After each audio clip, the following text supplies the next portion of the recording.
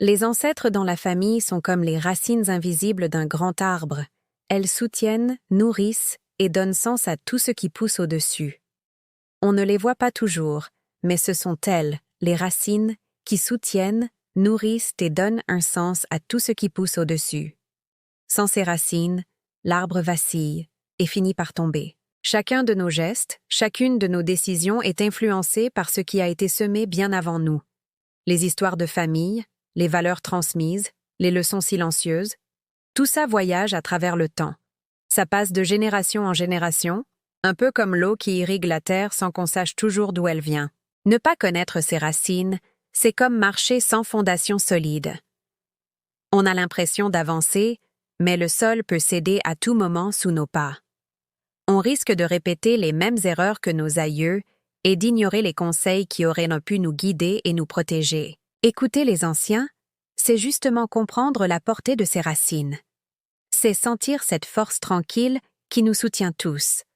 Regardez un arbre bien enraciné. Même le vent le plus violent ne peut pas le déraciner. Pour nous, c'est la même chose.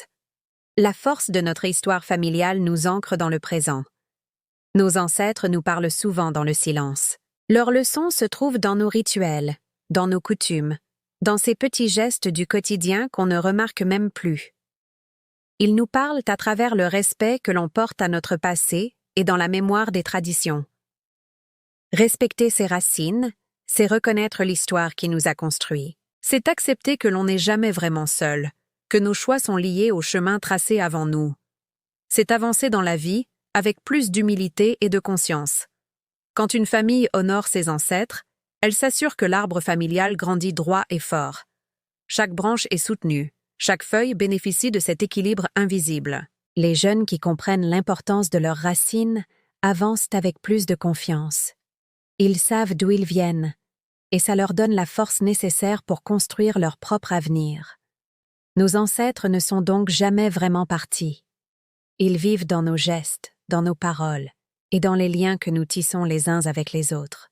Ignorer leur voix, c'est affaiblir l'arbre tout entier.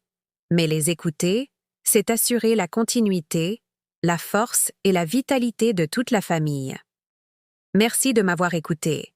Si cette réflexion vous a parlé, n'hésitez pas à vous abonner pour ne pas manquer les prochaines vidéos. À très bientôt.